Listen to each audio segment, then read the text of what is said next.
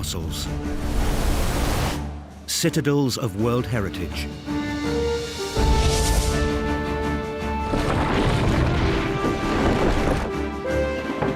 All over Europe, millions flock to see these masterpieces in stone.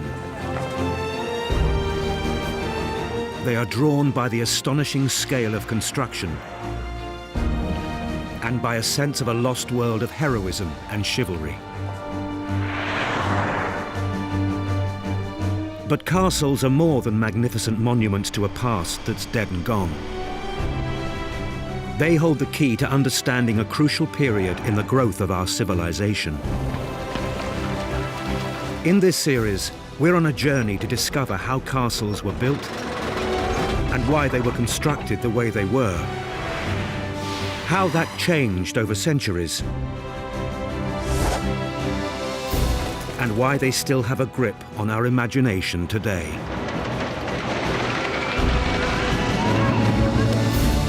We'll meet the castle builders, the labourers and masons who did the hard work, the geniuses of design who imagined these medieval megastructures, the structural engineers who turned them into a reality, and the kings and barons who commissioned them and lived in them. We'll show how the big history of the Middle Ages, the wars of France and England, shaped the castle.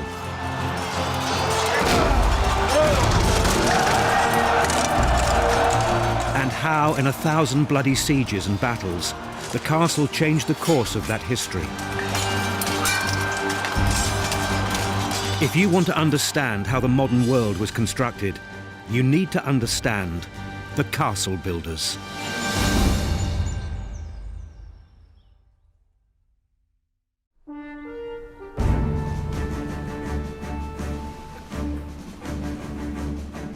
How do you capture a castle?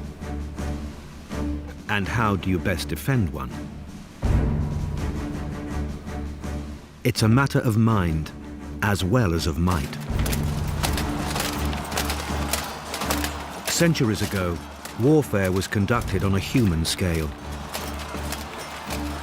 But even without today's weapons of mass destruction, a military onslaught could be a frightening experience.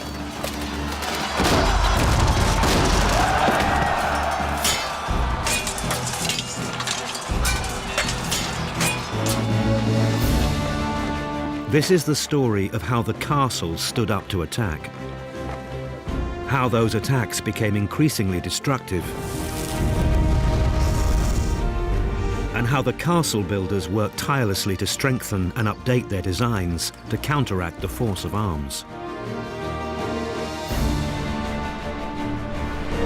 Sometimes they seem to come close to building the perfect, impregnable castle, only for yet more powerful weapons to be unleashed against it. So you have your great stone-throwing machines, your catapults, your trebuchets, and you try and smash your way in and bring the castle crashing down. In this war of escalating threats, the castle is surprisingly resilient. Cromwell doesn't have the firepower that he needs to break through these huge medieval defences. But will there come a time when surrender becomes inevitable? Stone walls will splinter and crack because they can't absorb the energy of a fast-moving cannonball.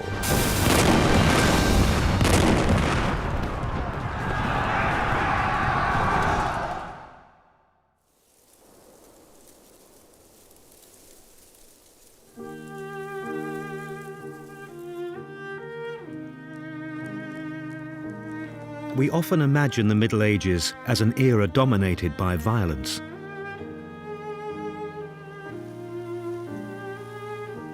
It's a rather unbalanced picture.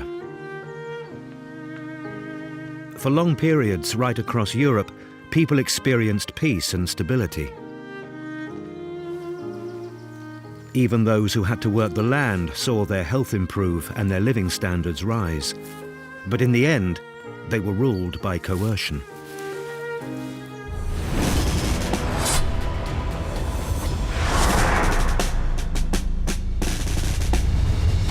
their overlords asserted their right through might.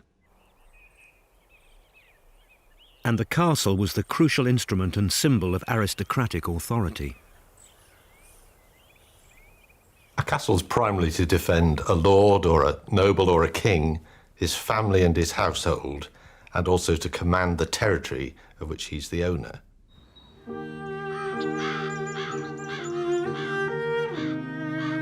From the 10th century onwards, thousands of castles sprang up all over Western Europe. But most of these castles have long since disappeared. That's because they shared one crucial disadvantage. They were made of wood. No wonder that those who could afford to built in stone. By building defences in stone, you were able to keep your attacker away. He would be attacking you with siege engines, he'd be trying to undermine your defences, he'd be trying to set fire to your timber structures. Masonry gave you much greater security and provided a much more permanent answer to the problem of defence. Masonry made the castle much more resilient. A properly constructed and defended stone keep was more than a match for the armoury of individual weapons which an attacking force might deploy against it.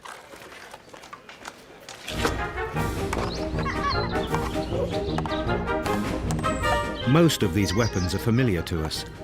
In their imaginations and in their play, children still love to get to grips with them.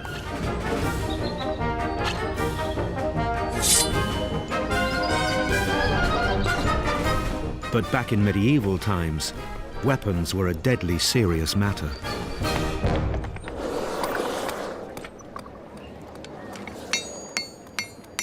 Sword technology leapt forward in the Middle Ages, with the use of properly quenched, hardened, and tempered steel. In the hands of specialized bladesmiths, the sword became a fearsome weapon.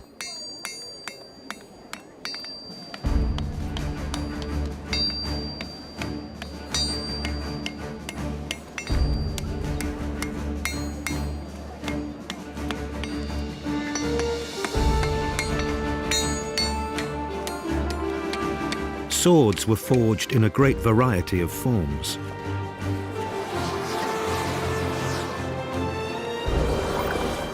There were broadswords and claymores, two-handed swords and sabres, tucks and falchions and scimitars. Then there were clubs and maces, pikes and lances, crossbows and longbows. Against an individual opponent, these weapons could be deadly. And on the open battlefield, an armed knight could wreak havoc. But against a castle wall, none of this was of much avail. So military strategists began to turn to heavier armaments to try to force their way in. If you wanted to break down castle walls, you needed the heavy artillery of the Middle Ages, which was the trebuchet, which could throw missiles up to 100 pounds in weight, and you would try to form a breach in the wall by constant bombardment by these devices with swinging arms that would sling these very heavy stones. There was a great skill in their construction and a great skill in their operation. So you have your great stone-throwing machines, your catapults, your trebuchets, and you try and smash your way in and bring the castle crashing down. That can work, though one struggles to think of examples where it actually brings a castle down. You know, you can weaken the walls, you could certainly terrify the garrison, but you need several consecutive good hits in the same place to weaken the walls. The trebuchet packed a decent punch, but it was no guarantee that the walls would come tumbling down. So when the strength of the castle's defences nullified the ferocity of the opening onslaught, the offensive forces had to settle down for the long game. If the storm came to nothing, the siege might win the prize. If all else fails, you have to just sit and wait. The word siege itself means seat. You're sitting down with your army, waiting for the other side to run out of resources. But of course, if they're well provisioned, if they've got 6 to 12 months of resources, you might wait a very long time, through the winter perhaps, under canvas, and your troops might start to mutiny. You've got to keep your men healthy as well, and they're the ones without shelter. So it's a war of attrition.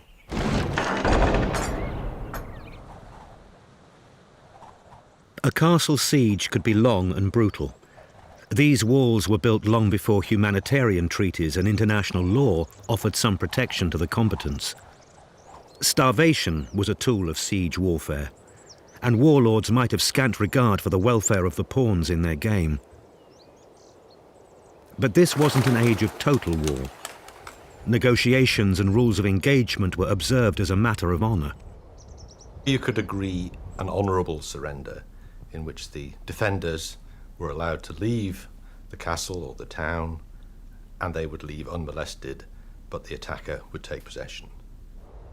And that was part of a sort of unwritten rules of war, that you often would agree a timetable in which this took place. So if you were a defender, you would try to agree a timetable that allowed a relieving force to come and drive away the besiegers. If the defenders failed to honour a negotiated date of surrender, they gave up their right to safe passage, and they could only pray that the castle didn't fall into enemy hands. If you broke these unwritten rules of siege, the rules of engagement were abandoned. The attackers could loot and pillage what they found, and the town or castle would be devastated.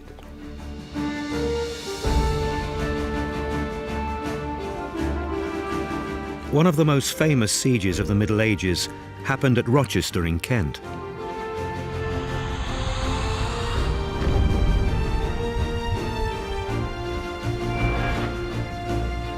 In the period after the signing of Magna Carta in 1215, King John had broken many of the promises he'd made. It provoked a widespread rebellion in England and a battle for control of the country between king and barons. As today, Rochester Castle stood guard over one of the few bridges across a crucial waterway, the River Medway. When rebel barons seized the castle, King John knew he had to act. The king's men soon managed to regain control of the bridge, and they laid siege to the castle.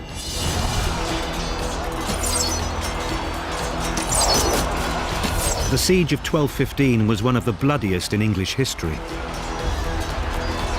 John was in no mood to be merciful. The king's archers sent volley after volley over the walls of the castle.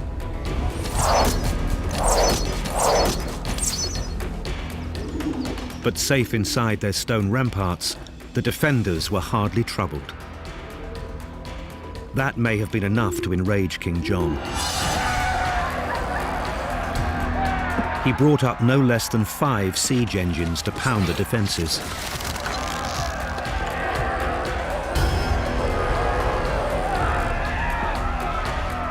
Rochester was going to be tested by trebuchet.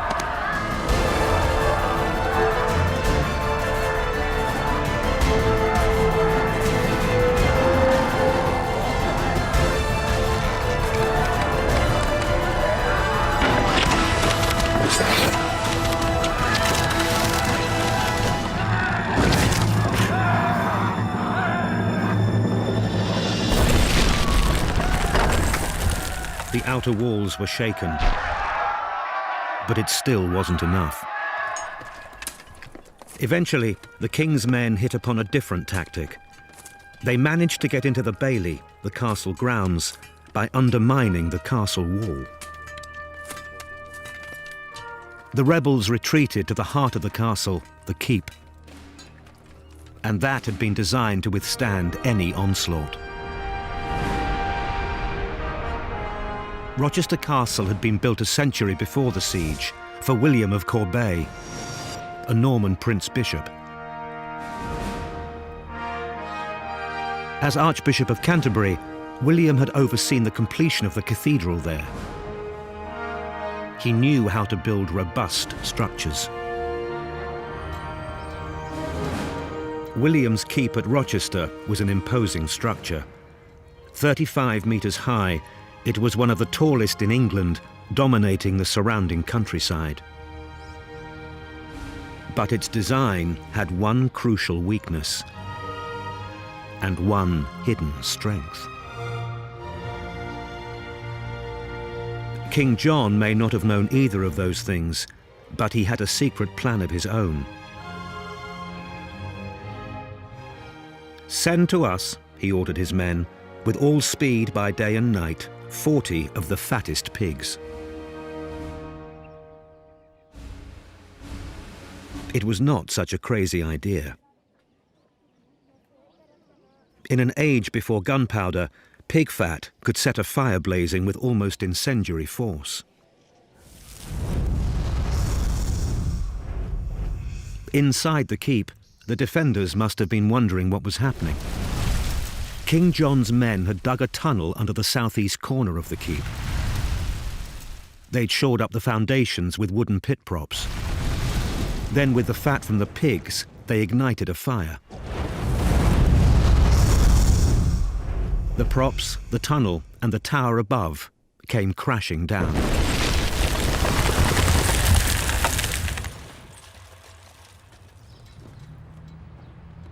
The tower's weakness was now evident.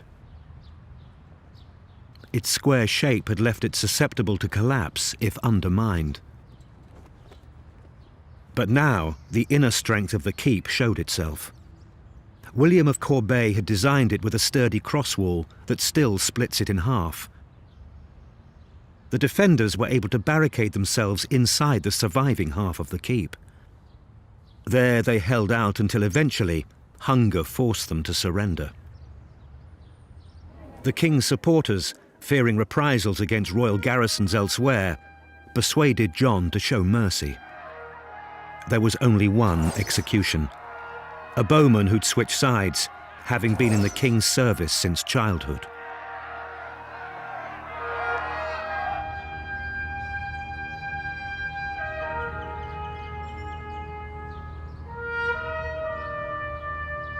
Later, the breach in the keep was rebuilt, this time as a stronger round tower, with an outer barbican to protect it.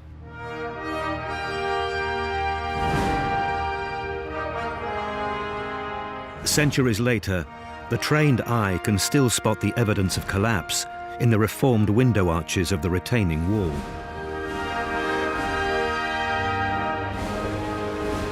And the chroniclers said of Rochester that our age has not known a siege so hard-pressed nor so strongly resisted. Afterwards, few cared to put their trust in castles.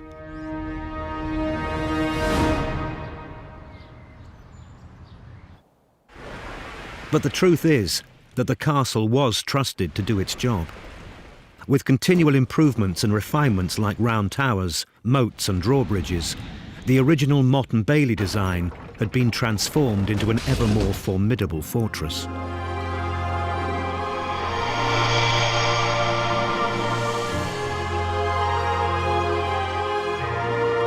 Two decades before the Rochester siege, King John's brother, Richard the Lionheart, had found a way to combine numerous round towers in one unbroken defensive line. This is his magnificent Chateau Gaillard in Normandy. Standing proudly against the forces of the kings of France, Gaillard's walls would not easily be brought down.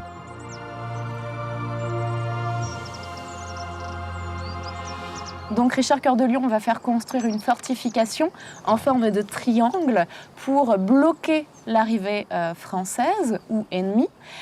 Et le château est construit de telle sorte qu'il y ait plusieurs retranchements, donc plusieurs murs d'enceinte. Ce château va se défendre de façon passive en espérant un petit peu fatiguer les ennemis avant qu'ils arrivent au cœur du château.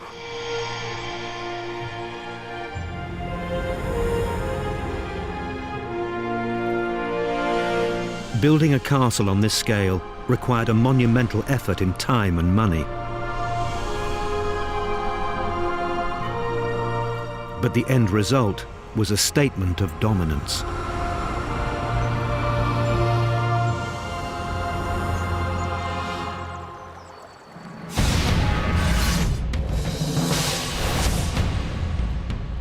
Chateau Gaillard stamped Richard's authority across a wide swathe of Normandy. Back across the Channel, his brother John was still battling to keep his grip on power. Dover Castle, known as the Key to England, shows him struggling to keep up in this period of transformation in defensive construction.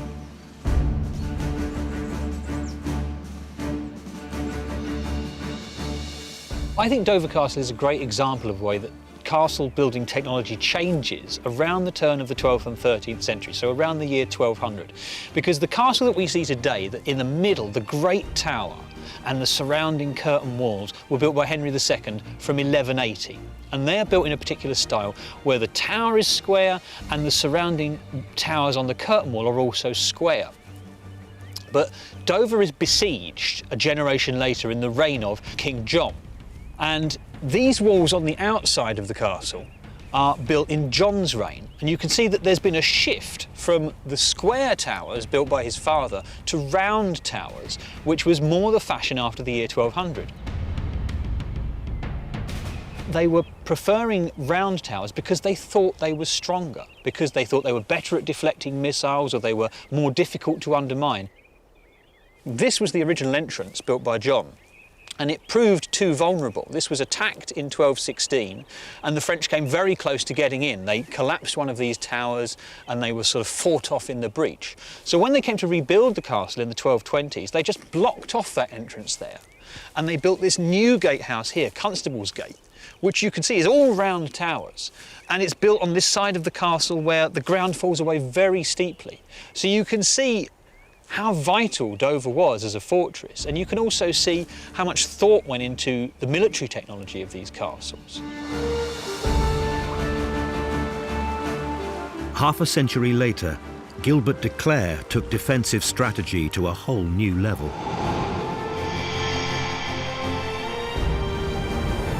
Caerphilly was the first castle in Britain designed to be defended by walls within walls.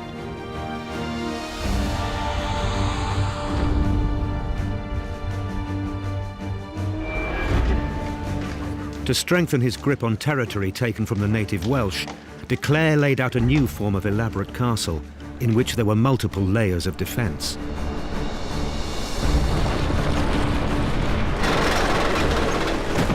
Every time an attacker overcame an obstacle, he would be faced by a new one. Penetrating one gatehouse led only to another. Crossing a drawbridge meant facing a portcullis and a further set of doors. And at every turn, the attacker would be exposed to crossfire from the adjacent towers and curtain walls. Finally, around all of this, there were water defences preventing undermining and keeping siege engines at a distance.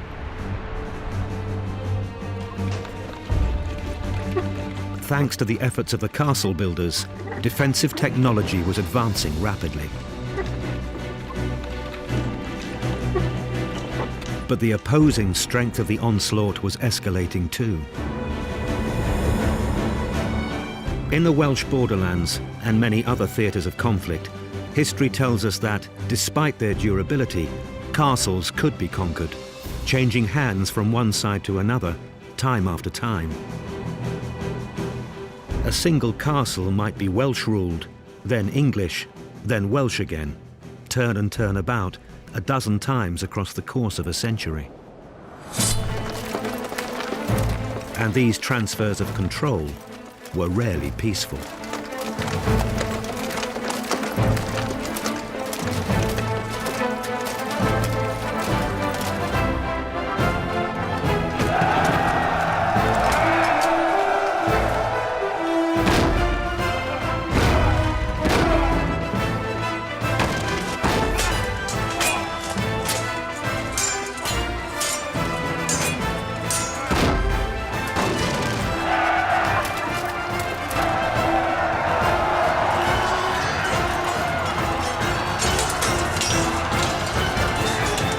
Faced with such devastating onslaughts, the search began all over Europe for the perfect castle, the one that could not be taken, the one that could stand against any storm.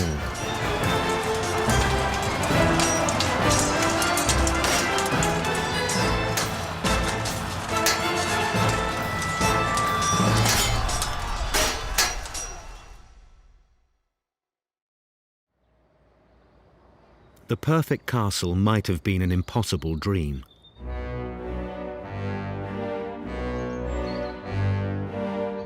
But if any citadel anywhere in Europe came close to being impregnable, it was surely this one. Carcassonne.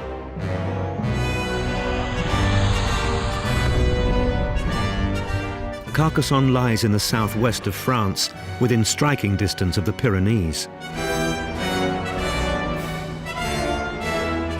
It's a strategic location, standing guard over the borderlands between France and the ancient kingdom of Aragon in northern Spain. The fortified city is concentric in design, with 2 outer walls complete with turrets, crenellations, and 53 towers and barbicans. A main gate, the Porte Narbonnaise, forms the only entry into the city. It's guarded by 2 flanking towers and a double barbican.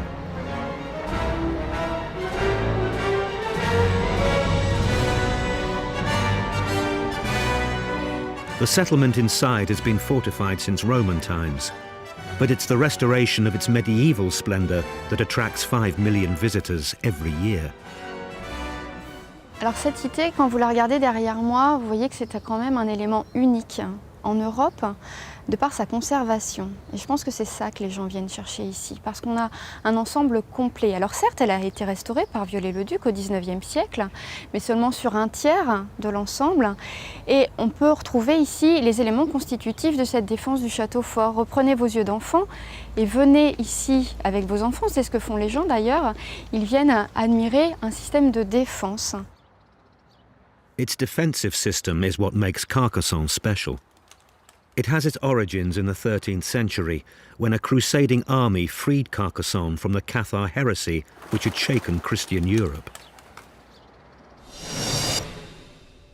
The new ruler of Carcassonne was Simon de Montfort. An ultra-Orthodox Catholic, he brutally suppressed the Cathars. Thousands died as he harried them all over Languedoc.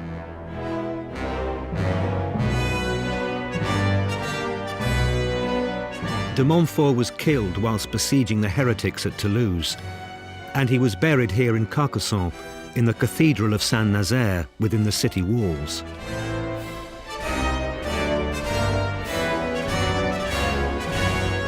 After de Montfort's death, a series of French kings strengthened the defences further, turning Carcassonne into one of the greatest fortresses in Christendom.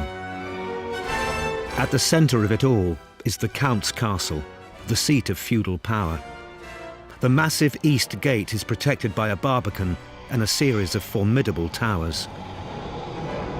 Beyond the castle, the whole of the fortified town is enclosed by the inner and outer walls built to exploit Carcassonne's natural topography. This is a defensive system on a grand scale.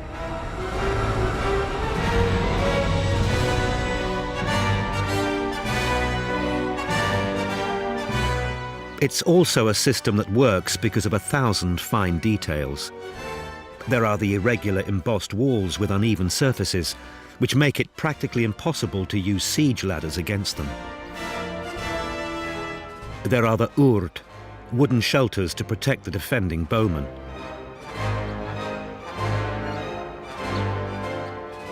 And the bretèches, or brattices, balconies with machicolations, murder holes, offering deadly line of sight to the attackers below. There's genius too in the way the ancient Roman fortifications are integrated into the medieval circuit of double walls, towers and barbicans. Alors, la première muraille en fait a été construite à la fin du IIIe siècle, début IVe par les Romains. À ce moment-là, donc, cette muraille n'est censée seulement protéger la cité, faire peur mais on est vraiment dans une défense passive, c'est-à-dire qu'on se protège, c'est tout. Et puis au XIIIe siècle, quand on va construire la deuxième muraille, on va rentrer véritablement dans une défense active, c'est-à-dire qu'on va vouloir contrer l'ennemi en amont, c'est-à-dire le déranger un maximum pour qu'il ne puisse pas prendre cette cité. Et donc, construction d'une seconde muraille, mais aussi certains éléments vont venir l'ennuyer, tels des assommoirs, des machicoulis, des ours, etc. This active defensive system allowed the garrison to carry the fight to anyone who threatened Carcassonne. Carcassonne was bombarded by trebuchets, but the citadel was said to be untakeable. It was certainly a match for one of England's most gifted military leaders, the Black Prince. The Black Prince earned his spurs during the century-long struggle for control of France, which pitted the Plantagenet kings of England against the House of Valois. In 1355, his campaigning raids brought him as far as Carcassonne's outer walls. So far, but no further. Alors le prince noir, effectivement, va venir jusqu'à Carcassonne durant la guerre de 100 ans, mais il ne s'approchera pas de la cité. On est à cette période où il y a deux remparts qui protègent cette ville, et donc elle fait peur à ce prince noir. Donc il va s'attaquer à la ville basse, y mettre le feu à cette bastide de Saint-Louis, mais la cité, il ne s'en approchera jamais.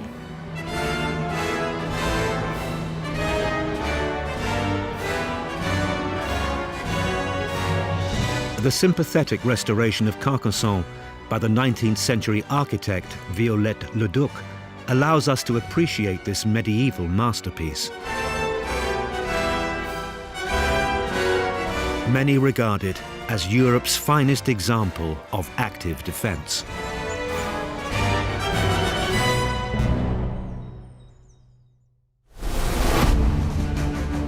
A powerful citadel could underpin the authority of its lord, or establish the rule of a king over a new territory.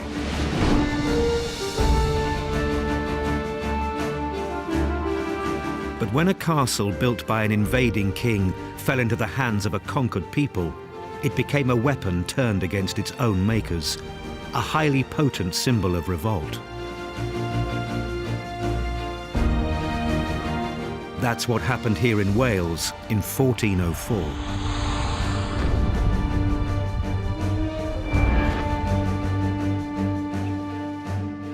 Harlech Castle had been built for the English King Edward I, part of his so-called Ring of Iron, designed to crush Welsh resistance. Edward had chosen the site well. Landlocked today, back then it stood directly on the ocean. Supplies and troops could be brought here by ship as well as overland.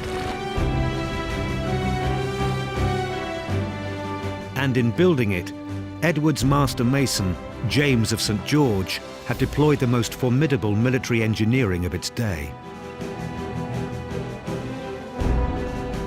But a century later, none of that was enough to keep Harlech from falling into Welsh hands.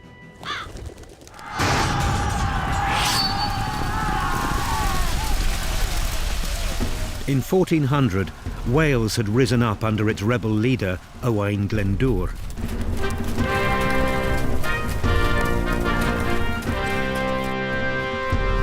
The Welsh saw Glyndŵr as the promised son who would deliver them from English rule. Over the next 2 or 3 years, he slowly recaptured most of Wales and was able to call himself the Prince of Wales. And he chose Harlech as this most important seat. It was the ancient site of the Welsh king Bran, a mythological king. So it became the most significant site associated with Glyndŵr. And here he held court.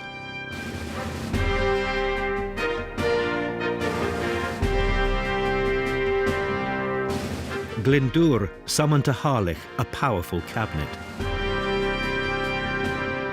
Together they drew up a vision of an independent Wales, with its own church and parliament, its own laws and universities. Envoys from Europe paid tribute. For the rest of the decade, This was the court of a king, King Owain. But not everything in this game of siege and storm went the way of the Welsh. Glyndŵr had to reclaim a whole country, and it was a land full of English castles. Carreg Cennen held out for months against Glyndŵr and a force of 800 men. Caernarvon stood against him, and other castles began to fall back into English hands. The tide was turning against the Welsh. And then there was Prince Hal, Harry of Monmouth. The future King Henry V led the English fight back. In the end, Glyndŵr and his chief allies were surrounded in Harlech. Once more, this English castle was under threat, but this time it was the English themselves at the gates, and they came armed with an unfamiliar weapon. Harlech Castle is besieged in 1408, and it was besieged by cannon. So here we've got a new form of attack. There's a cannon called the King's Daughter that levelled many of the stone walls of Harlech Castle and ultimately allowed the English attackers to take the castle. So here we see cannon used for one of the first times in an important English or Welsh siege, replacing the trebuchet as the principal form of attack. The revolt had passed its high water mark, but Glyndŵr himself managed to slip away, though history records little more of him.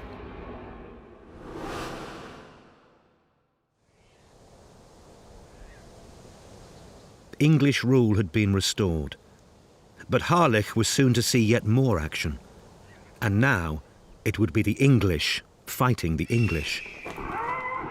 By the 1460s, two rival factions were engaged in a long struggle for the English crown, York against Lancaster, the Wars of the Roses. The Lancastrians had established Harlech as one of their main strongholds in the fight against the Yorkist King Edward IV. Once again, thanks to its stout defences and the supply route by sea, Harlech proved difficult to take.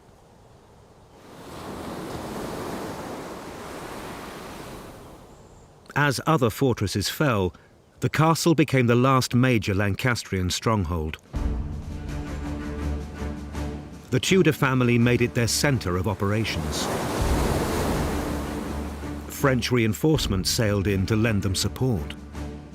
In the end, the king had to mobilise an army 10,000 strong to seize the castle. But it was the Tudors who had the last laugh.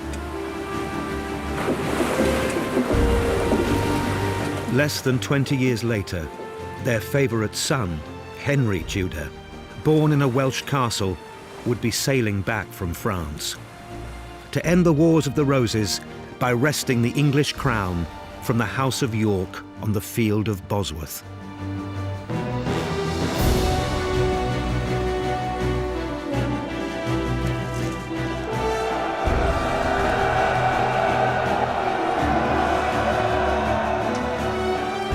The Tudors brought stability to England. For the best part of 2 centuries, the British castle was left in peace, more a decorative symbol than a military tool. But in the 1640s, that all changed again.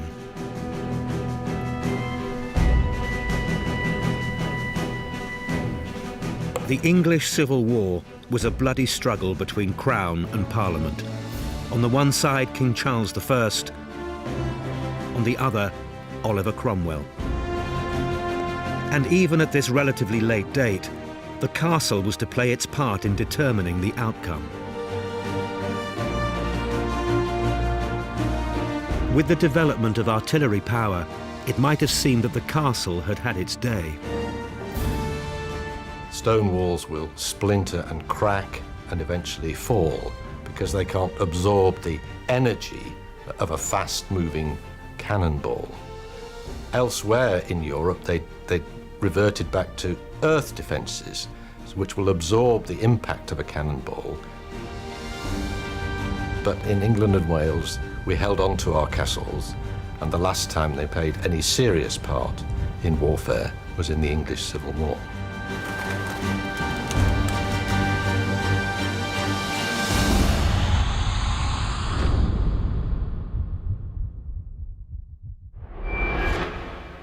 Raglan Castle had been built in the 1460s by Sir William Herbert.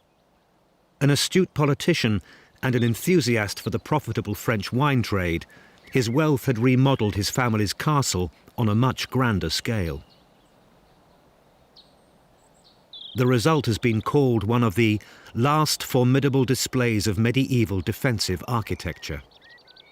It's the most important castle built in the middle of the 15th century. Not only that, it's the most important castle ever built by Welshmen. Started by Sir William ap Thomas, one of the heroes of the Battle of Agincourt, and completed by his son, Sir William Herbert, later Earl of Pembroke. William Herbert's hospitality was legendary. It inspired hymns of praise from scores of Welsh bards. Raglan Castle was the most hospitable place anywhere in Wales. Many of the poems celebrate the wines that were in the cellars of Raglan Castle. One lists up to 24 different types of wine, and others talk about the River Rhone and the River Rhine flowing through the cellars of the castle at Raglan. But 2 centuries later, what kind of a welcome would Raglan give the Roundheads of the 1640s?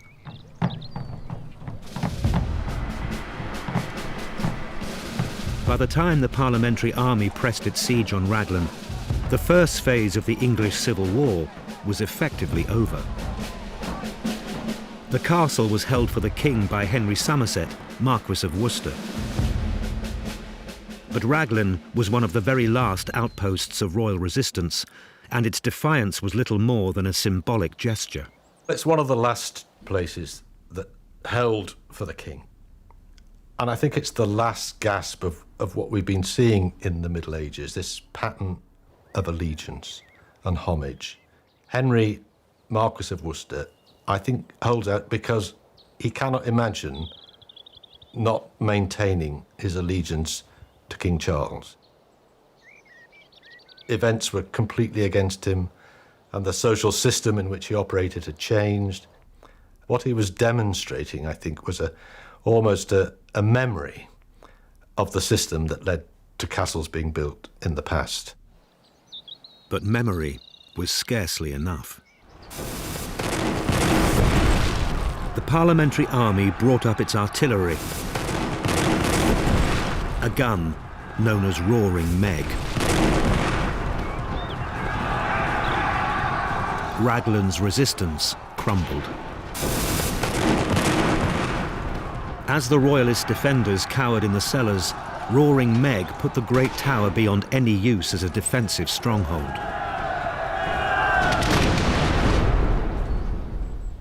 But the fall of Raglan wasn't quite the end of the Civil War, or of the castle as a fortress.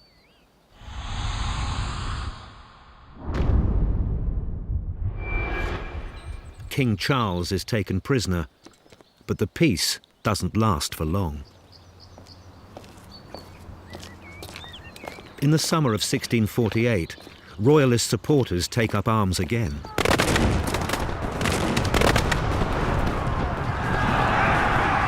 Cromwell's reaction is furious. His new model army cuts a swathe across the country. They triumph at the Battle of St. Fagans, leaving hundreds of Royalists dead and taking thousands prisoner.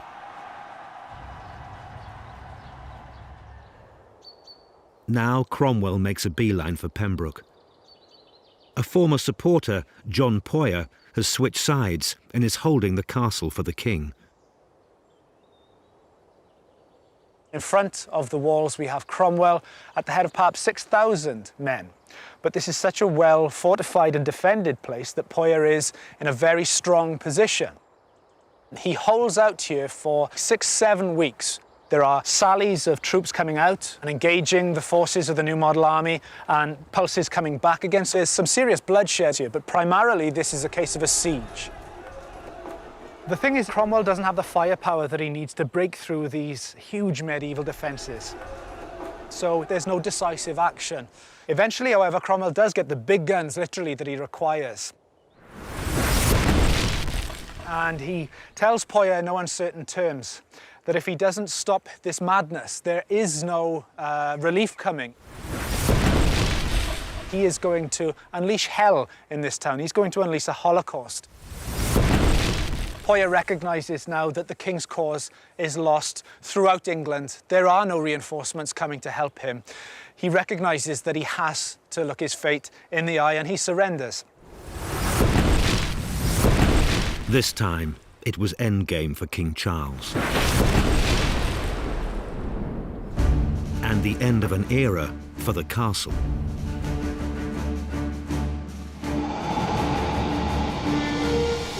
The finessing of castle defences was a process that had taken hundreds of years.